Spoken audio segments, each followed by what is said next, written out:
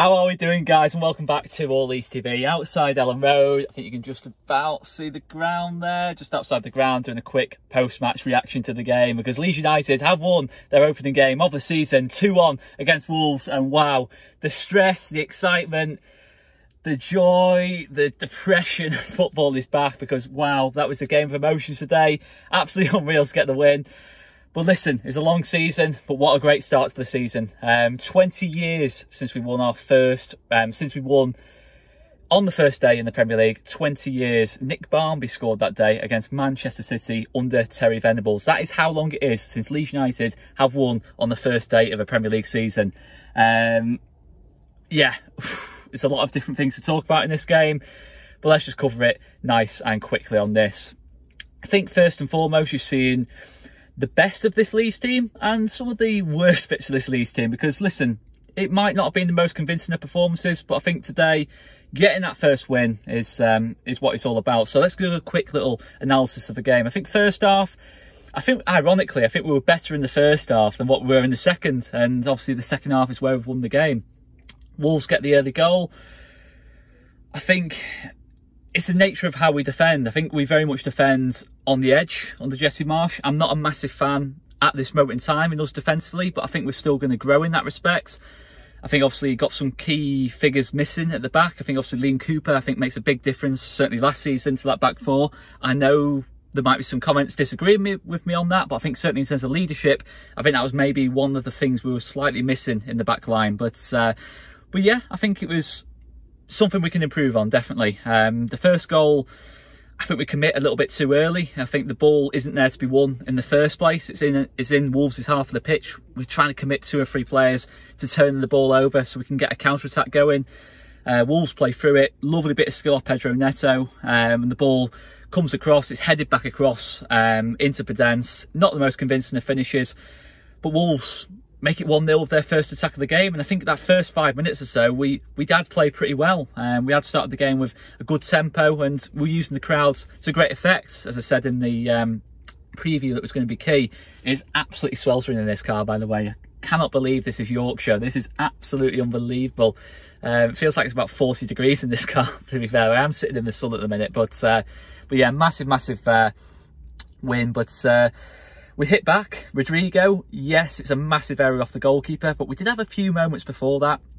You know, I don't think if we had gone in at half-time behind, I think we'd have been unlucky.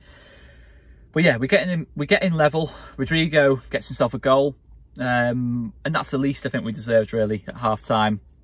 Second half, I think you saw probably the inexperience of this team. This team still lacks a little bit of experience, but you can only get experience from playing games, and I think you saw at times where we needed to calm the game down, we didn't really do that, and we kept giving the ball back to Wolves. And you know, in terms of the system we play, I know we're quite a direct team. We do try and play high risk stuff, but sometimes I think, especially to get the fullbacks forwards, which is what we have to do in terms of to have width in this team. In terms of Rasmus, Christensen and Pascal Struijk, you have to keep the ball, because if you keep giving the ball away, the fullback's going to be caught out of position constantly, because you know they're very much getting up and down the pitch. So you have to keep the ball to some extent. I know we're not a possession-based team, but from time to time we do have to make sure we don't turn the ball over too much, because I thought Adams and Roca were superb in the first half in terms of the midfield. I thought we won the midfield in the first bit of the game, and Wolves have got really good midfielders. But sorry, I'll try and slow down. I'm so excited. It's literally like 10 minutes since the game finished. Yes, how we don't go behind at that stage of the game, I don't know, but we showed great character in terms of to get through that sort of 20-25 minute spell where Wolves were moving the ball around really well, showing a lot of intent.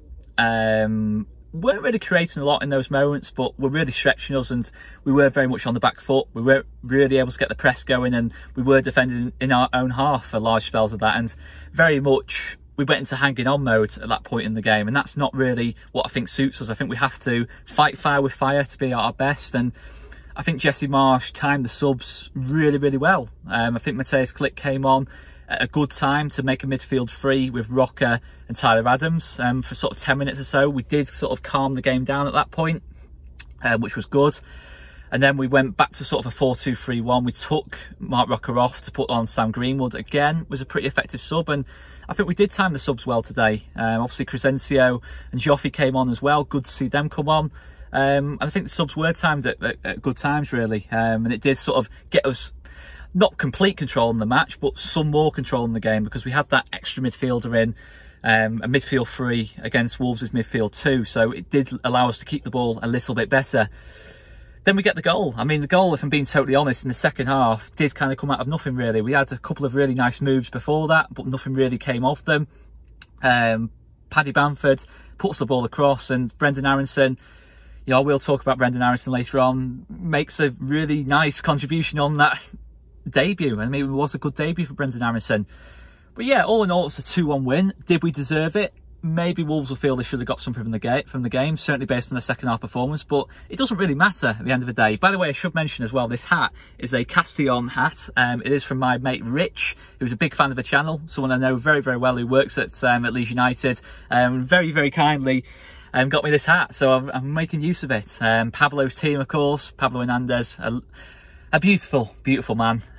So I am wearing this hat, to be fair, and yeah, that is the story of that one. So you might see this on a more regular basis.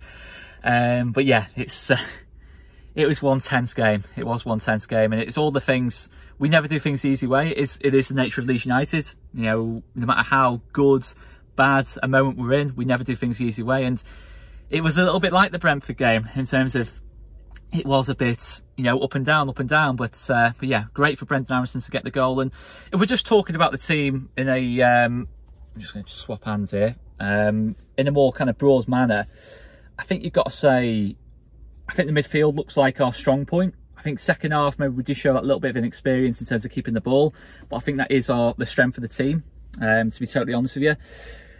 Defensively, as I've already said, I think we are a little bit too narrow, but I think we do maybe just need that experienced head in the back line to get the best out of the lesser experienced players. 𝐼𝐍 Meslier, by the way, made some really, really good, decisive saves in that second half. And I think had a really, really good game, to be fair, and he would definitely be a contender for man of the match. But going forward, you know, things, you know, I think we connected quite well in terms of going forward. And there was a bit of mention in terms of we didn't create a lot of chances today. Sure, in terms of, I've not looked at the stats, but I'd imagine in terms of the stats, Wolves probably did have more shots on target. But what I will say is Wolves are one of the most organised teams in this league. They're a very, very difficult team to break down, and the intent was there. I don't think it was a case of, you know, the intent wasn't there. It was just maybe from time to time, you know, we found that Wolves defensive line really, really stubborn. And you've got to remember, obviously, people like Sinisterra weren't available today, who is the Raphinha replacement. And we know Raphinha was our best player last season. So, you know, when you have that, a direct kind of winger in the team in that kind of respect, it would have made a bit of a difference, I think, today. But albeit, we still managed to create chances. But I think against teams who are less organised than Wolves, we will get a bit more joy in that respect. And I think we will score goals this season. I think you've seen that today.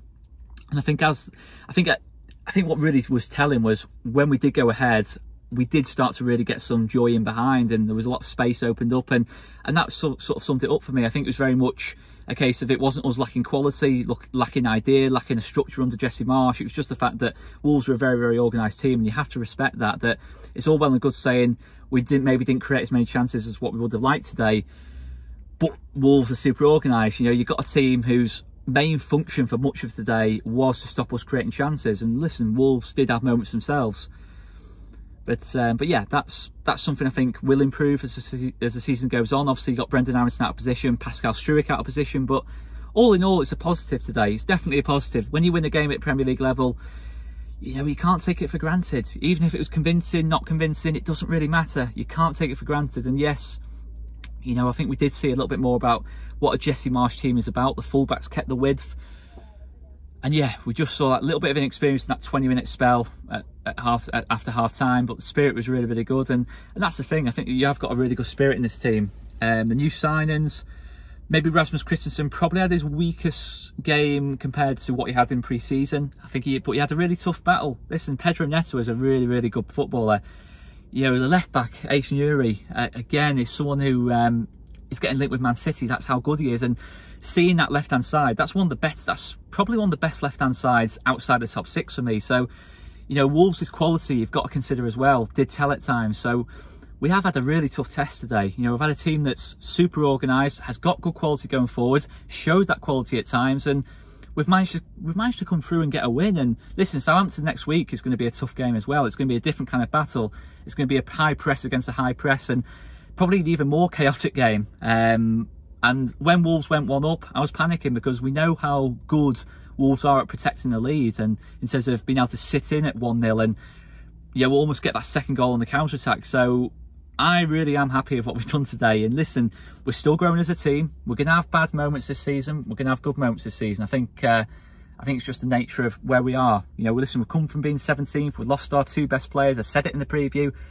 Today, we're showing really good spirit, which we're going to obviously have to carry on throughout the season. And that's the main thing. But for me, Brendan Aronson is a player who really excites me. And I'm not surprised he made the decisive contribution. He was playing out of position, or not in his best position for me on that right-hand side. Ultimately, that's because of the players we had missing. But he has a go. That's the thing about him. Brendan Aronson has a go every single time. The intent's there. He asks the question. You know, I think as a team, we ask the question when we go forward.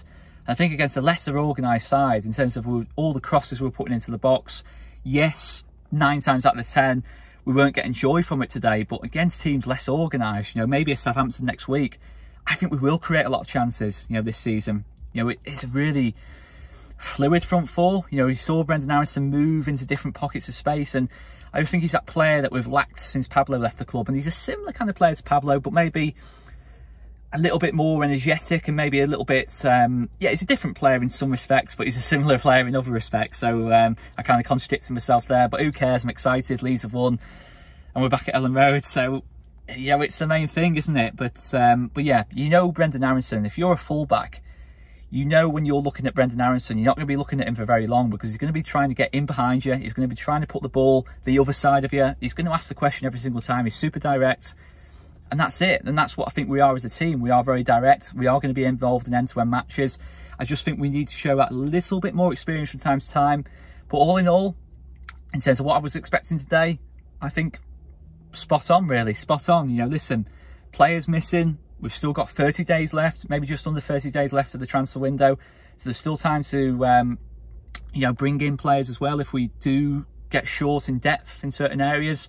And we use the bench well, you know, in terms of Gelhardt, Somerville, Greenwood. They're all ready for more football this season. And yeah, I think 3 out of the 4 new signings, I think, made a good positive impact on the team. I think Rasmus Christensen, we've seen the clear quality he has as well. He maybe didn't have his strongest game today, but listen, he might have not had his strongest game, but he put in 2 really lovely deliveries. Jack Harrison, I thought, looked really good too, and it's all good. It's all good. Listen, we'll get there. I don't know how many times I said listen. I don't know how many times I said listen, but I think we are going to have a lot of perspective this season. Today is one of the good days. We're still growing. We're going to have tough days, but today's one of the good days. And listen, it's as long. I keep saying listen. Why do I keep saying listen? I'm so excited. It's a big 3 points. It could be a big 3 points come the end of the season. And yeah, if we can get something at Southampton, it's a really smart, nice start to the season. Even better if we can get 2 wins on the bounce. But every game's going to be a different battle this season. Every team kind of plays in a different way nowadays, which is good for the league. We're playing in the best league in the world. Let's see what we can do. Make sure you hit that subscribe button if you haven't done already, and smash the like button as well. I've been Oscar, and I'm very excited and quick speaking Oscar today anyway. Thanks for watching, guys, and we will see you later. Cheers, guys.